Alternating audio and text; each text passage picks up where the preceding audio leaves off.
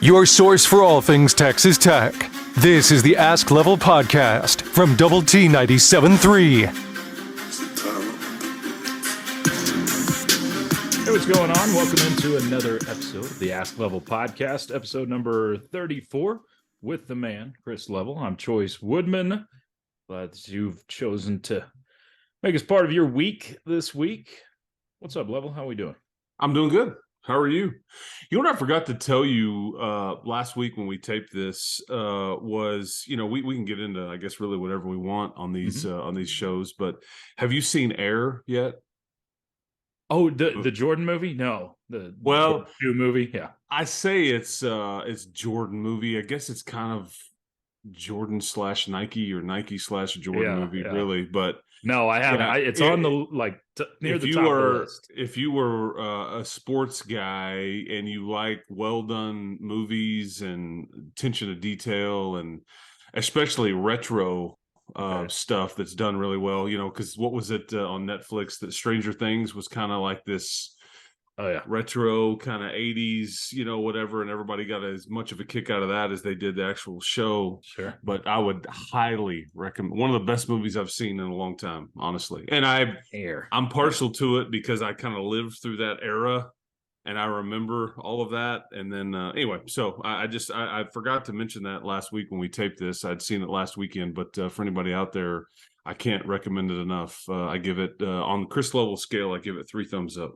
3 thumbs up. Wow. Okay. So no, the wife is as big of a Jordan fan as you're going to find. So this is great because I could just take her to that instead of some chick flick. Yeah, and he's not in it. I think he didn't want anybody in it. He didn't want it to be about him. So I think some people have had an issue of nobody really portrayed him. I'm not giving any spoiler alerts, but he was very particular about a few things, and one of those was that he didn't want somebody playing him. He wanted it to be about the background of the story, and really his mom is, I think, and he he handpicked who played or portrayed her. So anyway, but yeah, so little. We won't do that much, but I just thought I'd throw in, especially since it was sports related. Everybody needs Chris Level's movie suggestion for the. I'm telling you, man. I'm telling you, I would. I told my man Aaron Dickens about it as soon as I walked out of the theater. I was like, "Go see this," and I think he was going this past weekend. So we'll see. We'll see if what he thought. But yeah, definitely have to. It's on the list. I'll have to get to it. Yeah. So Level, we've got a spring game coming up this week. That's kind of the highlight of the week moving forward. We'll get into that, but a few things happened this past week. You get some announcements from Texas Tech basketball players of who's hanging around, who's staying. Robert Jennings, one that does it first. He was down to Virginia, and Texas Tech announces that he's staying. Pop Isaacs does the same thing on his social media, saying, "Hey, I'm here for year 2." So these are 2 that you kind of know that you're having back next year. Yeah, and that's the way that's very 2023 of the way that this thing works, is that players now in a position to kind of have to, in some ways, announce that they are staying. And until you hear from anybody or you start seeing anybody in team pictures or, whatever in the summer, you're just not real sure. But yeah, let's just, I think we've talked about Jennings a bit. It gives you a nice freshman piece. And somebody you can kind of grow with, very high character kid. I think he will have a good feel for what Grant wants to do on defense. And then I think obviously Pop Isaacs gives you an answer at guard, can score and average double-digit points. And, and again, I think needs to, play point guard a bit more and maybe, and work on, taking care of the ball a bit better and all those things. But he can hit shots. I think he's very engaged. He's a high IQ player. And I, now that Harmon is out of the picture, I also would tell you, for the same reasons, I think it's good that if you keep Pop, that Harmon is not here. And hear me out. I'm just talking basketball pieces and the way you put a team together. I don't think it's good if you have another smaller guard playing big minutes if you're going to have Pop Isaacs, for the same reason I think you were a bit disadvantaged last year when Harmon and Pop were on the floor at the same time for a lot of the game, because I think it puts you at a disadvantage, defensively especially. Not that you can ever have enough guards, and that's for the reason that I think that Pop coming back and Harmon not necessarily being here is not a bad thing. I also think I would doubt this somewhat ends the pursuit or makes as much sense to add Tyler Perry from North Texas for the reasons I just described about Harmon. Because these are all players that need to play 20 to 25 minutes, if not more, to be really, really effective. And I know they all want to play that much, but I just don't know if you can have too many of same as, if that makes sense in that category. Otherwise, you're just a bit compromised. I mean, imagine if Kansas State's trying to employ two guys like Marquise Noel out there. Be a little difficult, yeah. Well, it would. And so, but you've got him surrounded with 6'3", 6'4", sure. and then 6'8", 6'11", stuff like that. So, anyways, but yeah, I think great news on Pop. I think fans will be excited about that. I think he'll get better and sharper as he gets older, and again, going to be in a different scheme and setup and things like that this year. Yeah, you mentioned a name like Tyler Perry, and what other names are kind of floating out there for Texas Tech in terms of transfer portal and who you might see? Who's not? That's a great question. I'd be willing to tell you that I've seen them associated with, and you don't really know. Look, this stuff changes quickly. Sure.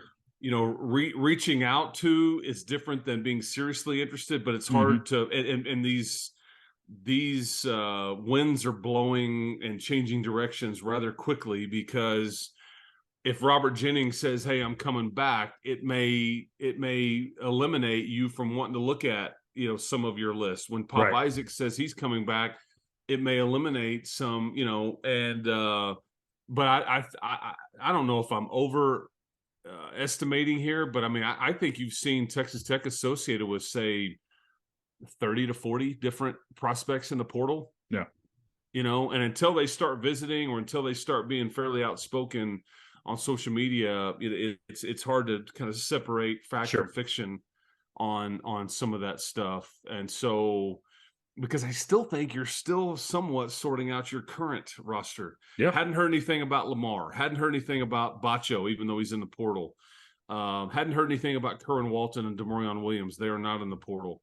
Who am I missing here? Tyson hadn't been official. Yeah, Jalen Tyson. I think Tyron Lindsey. Now, some of these folks have posted stuff on social media, which would indicate to me that they're likely to be back. But again, I just don't know if you can talk in absolutes there. So how many spots are you dealing with? Where is it with Jason Jackson and Drew Steffi per se? I still think that is somewhat semi-muddy. So we'll kind of keep going here, but it'll start to I think become crystal clear, as we get into late April and early May on what you have to add, what you're looking to add, and as your current guys. But yeah, you've had some rumored portal guys that are set to visit. But yeah, you've reached out to quite a few. So that's personnel. Now level more towards the staff part. There's a couple of questions from the audience. Josh asked, will anyone from last year's men's basketball staff be retained? I think that's too early to tell still, even though it feels like in some ways that people are like, man, what do you mean too early? It's been like 2 or 3 weeks. I don't know until you see his complete staff, like, I guess, announced, or if you get an announcement. I think all options remain open. But we still don't even know the two guys from North Texas what role they'll be in, right? I just know, well, they're just as the release states, they're on the coaching staff. On the coaching staff, but that could be a variety of different roles. Again, I've said this before: operations, player development, video coordinator, personal assistants, graduate assistants, managers, assistant coaches, analysts. There's a lot to still be filled up here, and so we have a long way to go, because I mean, honestly, nothing has really changed between a week ago when we did this, and I do continue to hear Ben McCollum's name some, but again, nothing is done there yet. So until it's announced, I mean, you're not real sure what direction that's going to go. This is similar, but Kate asked, when are we going to have a men's basketball offensive coordinator / rest of the coaching staff hired? Isn't this taking extremely long to play out, or do you think this delay is hurting us? Well, I mean, I think you could probably view it however you want. I think I think if you're Grant McCaslin, ultimately, you're going to be judged by what goes on in November, December, January, and so forth. Right. And so he's going about it the way he wants to go about it, and his pace. Only he can, determine how quickly he needs to go or slow he needs to go, and to try to ensure that he gets it right and surrounds himself with the pieces that he wants to surround himself with. I don't pretend to know all the context and the conversations going on about who's tied to who, and maybe you're waiting on to see who's tied to what players, or you're trying to get, a better feel for your current roster before you really start to bring outside folks in. I'm just not real sure. But because again, this could play out until June. Yeah. I mean, and maybe longer. Yeah. So yeah, hard to know on all of this, but we're in such a instant gratification world now, where we want to know now. We want everything immediately. So processes like this go against the grain quite a bit, and you just have to relearn some patience as a fan, or just kind of separate yourself from it, or if it makes you go mad. So let's switch over to football now, Level, because we do have a spring game coming up this coming weekend. If you don't know, your little PSA, this game's not at Jones Stadium due to the construction going on. That one's going to be over at Lowry Field. I went to one, Level, at Lowry Field. I want to say I was in high school. What year was this? 2005, 6, somewhere? Yeah, it was in the mid 2000s. It was one of those brown sky days. It was not pleasant. It was and I want to say it was the year they were replacing the turf at Jones Stadium. So I think, or at one time they were replacing the turf, because I think they've done it actually a couple of times, and they're about to do it again, as we heard this week. But Lowry Field will host it. Jones Stadium is in no position to host anything right now, unless it's an event up in the West Side press box or at the Texas Tech Club on the East Side. Right. But nothing on the field is. Been over there quite a bit, and you can just, it's just, they've got a long way to go. And it's kind of just drastic, the sight line there, because there's just, like, at some level, there's nothing there as they're doing a lot of but so Lowry Field will host the red and black game. I think, this is, and it sucks but it's the price of progress that you can't really host it on your campus, because from a recruiting standpoint, and just their overall vibe is so much more fun when it's on your campus. But I would tell you that you won't see a ton. I think kind of like the running back position in the NFL. I think the spring game has been somewhat devalued. Mm-hmm.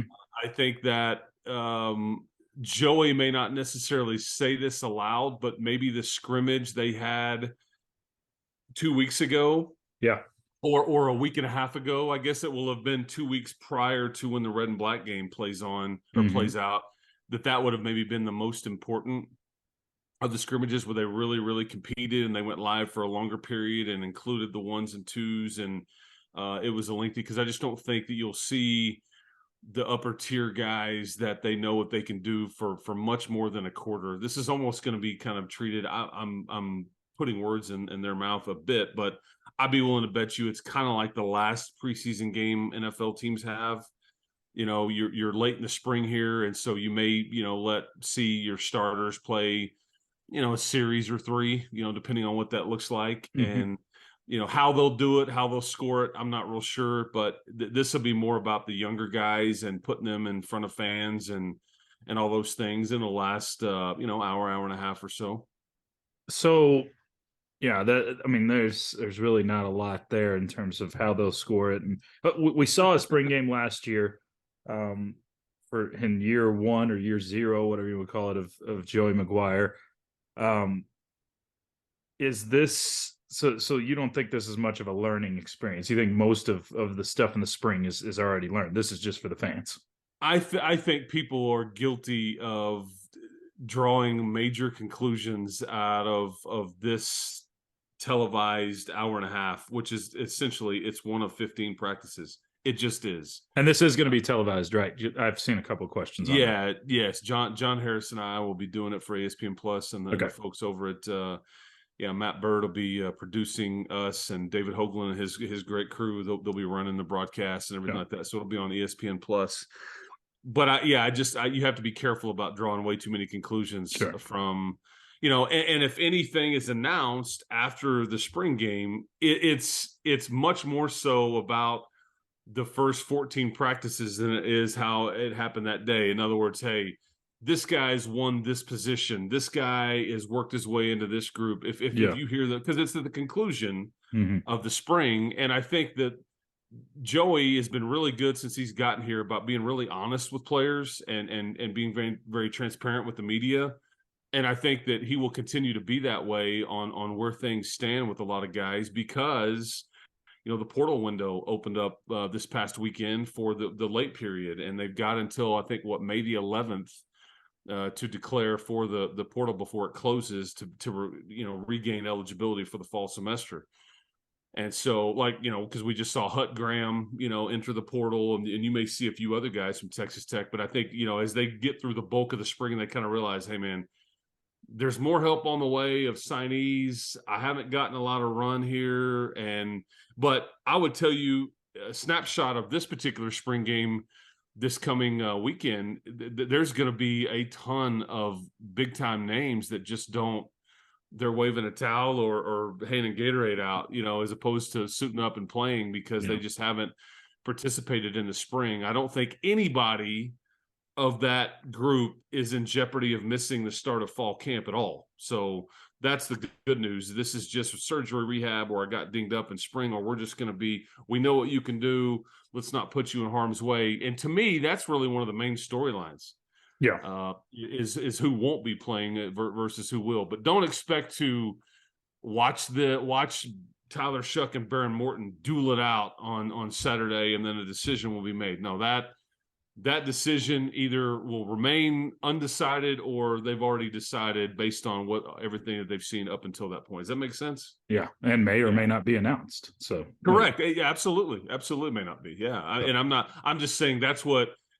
Typically the quarterback battle is why, what people kind of everybody takes so much away from it, and we're all guilty of it because and it's there's spring game guys level. We see it almost every spring. There's guys that just have monster springs or monster spring game. It's like, all right, this guy's going to be our guy in the fall, and then we never hear from him again. So it happens. I'm trying to think of there's been running backs in particular that Blake Bedwell. There you go. Yeah. A couple years ago, the SMU transfer, I think that he was highlighted big time last spring, just because of, and you may have similar issues this weekend too at running back, just because you only have a handful. And look, if you don't know what Taj Brooks can do by now, I mean, right? So I could envision him maybe a series or two. This is somebody that, look, we know what he can do. I think Xavier White has been shut down for the spring for the same reasons, just like there's a knee issue, and just like, hey, we know what he can do. Let's keep him off of it and everything like that. But Bryson Donnell has missed some practice time in recent weeks, and so you may in fact see a guy playing the bulk of the running back snaps that won't factor in much in the fall, I guess, when it gets down to it. Prime example though, I went back to the QB battle because at Texas over the weekend, I think Sarkisian comes out and says Quinn Ewers is the starting quarterback, and you can eliminate the spring game from that equation. This is what he did over the other folks in there, one including Arch Manning, over the bulk of the spring. And so that's why they went ahead and make that announcement. So anyway, but it's fun. It's later in the spring than most. Hopefully we get some nice weather, but it's just kind of a showcase, but it is just one of 15 practices. I would just caution people to remember that. So you mentioned Texas there. There's a slew of Texas players, like there are everywhere, going into the portal after the end of spring. Everybody's kind of getting their meetings with the coaches, but quite a few Texas players. Someone asked specifically about a guy from West Texas and Brennan Thompson. Any chance he ends up at Tech after the portal? I don't think so. I don't think you have a spot for him. And I think if you're going to add somebody, your roster is pretty tight here, depending on what you see play out over the next couple of weeks. But I think if you were adding somebody, now if somebody wanted to walk on here, then all bets are off for like a semester, and you wanted to do the Colin Schooler or the Tyree Wilson deal, and like, hey, I'm going to bet on myself. I'm going to just wade through it for about 6 to 9 months, and then I'll get taken care of on the back end. But that's more doable now with the collective, right? I mean, that's possibly, yeah. I'm not saying it's what people want to do, but it's a more feasible thing than before of paying for your own school. I think that's right. But I would tell you that offensive line, DB, tight end, those would be more positions of potential need than, kind of a skill player like Brennan Thompson. Not that but I just know that Joey's staff wasn't very high on him out of high school. Others were. So, we'll kind of see, but I don't envision that happening. No. So specifically, you mentioned tight end there being a position of need. We've gone over quite a few positions this spring, position groups. Tight end is one that we've talked or heard Coach Kitley talk up a little bit during the spring, talk about how they really, to the fan last year, we're all looking at the numbers, but they actually played pretty well as a group because of how much extra blocking they had to do, that sort of thing, the more behind football stuff. But you've had Mason Tharp shut down pretty well all spring. Baylor Cup has gotten a lot of praise. What's your outlook on this tight end position group as you head into 2023? I think Mason Tharp kind of, is the deciding factor there. If he stays healthy and plays well, tight end will be a plus for you. If not, you're thin there. Yeah. I think Baylor Cup is good. He's kind of figuring it out. I think you could tell he's been here a bit. It takes a while. Yeah. He's kind of been running with the starters, it appears, based on what some of the things that have been said. Henry Teeter is kind of a utility type guy that I think does a ton of things for a football team, leadership, culture, toughness, all those things. I don't know if you're going to target him a ton, but he's just a good football player and one of those guys that I think can do a variety of things. Jaden York has been missing some time, I think, in recent weeks, may not even play in the spring game. You got Charlie Robinson, who's kind of a utility guy, special teams guy that's a very young and undersized type, tight end, more of an H-back, if anything. Right. And so that's kind of where the reason why I think that there's a possibility you could add somebody from the portal if a spot became available and if you had the right fit. I'm not suggesting that you're on the lookout for a tight end, but if it made sense, I could see that because but if Mason Tharp is healthy and can play well, you're in really good shape there. But and I thought that group did play well. It didn't show up necessarily on the stat sheet, but I think with what they were asked to do, and then look, man, I mean, you don't win your only road game without your tight ends. When you want to win, throw it to the tight end. And Baylor Cup caught that pass in Ames, Iowa. That's pretty good. And the rest is history. Yeah. Otherwise, you'd have been 0 for on true road games. And the whole season feels different. If you don't get that win. 1,000%. You probably don't go to the Texas Bowl. Yeah. Which not finishing on a 4-game winning streak. Absolutely. Absolutely. Yeah. Feels a whole lot different. All right, so you mentioned the portal, and you mentioned Hut Graham a little bit earlier that he is in the portal. How many guys do you expect to? I mean, what like ballpark number of how many guys that we could see go in the portal here as we near the end of the spring? And are all those? I mean, does that open up scholarships for portal replacements? No, I don't. I think if anything, you may still be kind of overcommitted in some ways, but Gotcha. Before you get now into August 1st, when you have your quote unquote initials counted toward you based on the way you've recruited and the way your scholarship allotments have gone, you could see no more into the portal. I wouldn't expect that. You could see as many as 5 to 7, I guess. I mean, and who that is, that's just anybody's guess. I don't pretend to know exactly what's going on with people, and sometimes it has nothing to do with like Cade Briggs left. And I think he was actually doing really well. I think that this is the reason why I've mentioned to you depth on the offensive line is still kind of a thing. He wanted to be back closer to his mom in Vegas. And so I don't think that Texas Tech wanted to lose him per se. And so there's all kinds of reasons why somebody could end up departing. It's not always just about football, but yeah, Hut Graham could be, one of a handful, but it could be no more. But that would seemingly be unlikely to me that would be the end of the list. You're going to get somebody else or somebody's, and some guys that maybe people aren't super familiar with, like aren't main players or a depth piece or just are red shirts or whatever it may be. So why do you think Texas Tech has had so few departures compared to some of the others? Like looking at, I think I saw a number at A&M since the end of last season. They've got 20-something guys that have gone into the portal. Texas is up there in the high teens, I think. So why has it been so few for Texas Tech?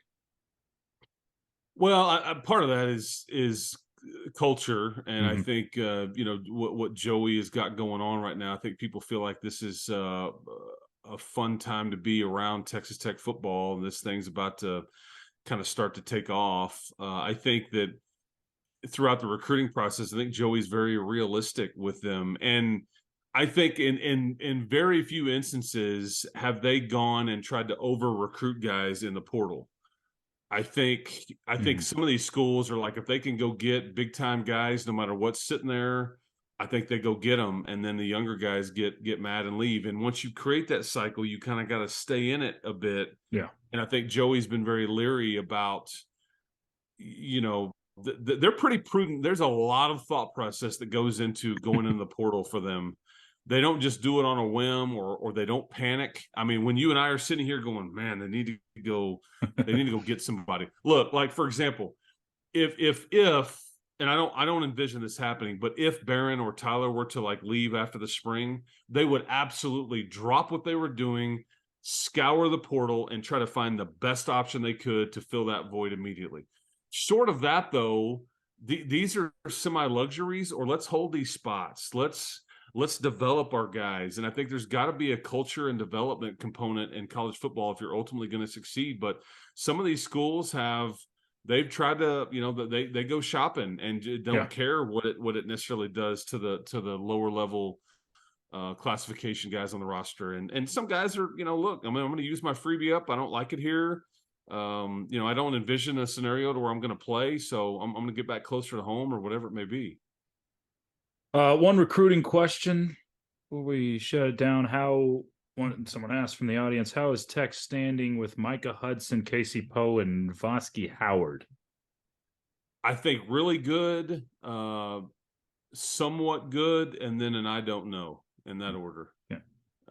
I think Hudson, I think you're in really good shape there. They have recruited him very hard, and I think there's a lot of connections there. I think that he is a unique personality. I think that they have tapped into his really relationship building, I think. And I think he's kind of starting to tell people, just in his own ways, kind of his favorite, so, I mean, but nothing is done yet. Yeah. He is going to be recruited heavily by most schools until the very end. Yeah. So be prepared for that. And in fact, that one will likely, I don't care what is said publicly, that one will go down until you get pen to paper and get a fax in or whatever they do by that time. In mid to late December. I think Poe will be a bit more difficult to get. I think you're in it. And then the last individual you named, I'm not real sure on that one just yet. And one final note, we got some news from Texas Tech, and you already mentioned the new field turf that's going to be going in, but the new lights. We've talked about it in previous episodes, but now it's officially official. They're going to get the LEDs in, and this should give you the opportunity to do all sorts of cool things like we saw at North Carolina State, right? Yeah, these are these lights that you're going to get. They're going to retrofit what is up there, but this allows you to kind of, if you want to get into a lot of the bells and whistles and strobes and colors and shutting it down and all those things, you'll be able to do whatever you want to there, whatever Texas Tech decides. And I'm here for it. I just think that when you go to like at NC State, I thought it was awesome. Yeah.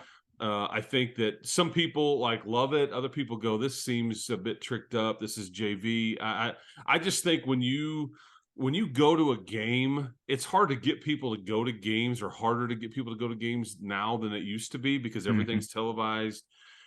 And I think that, you show up for the sizzle. Yeah, Joey and his coaching staff are responsible for the steak, but you show up for the sizzle.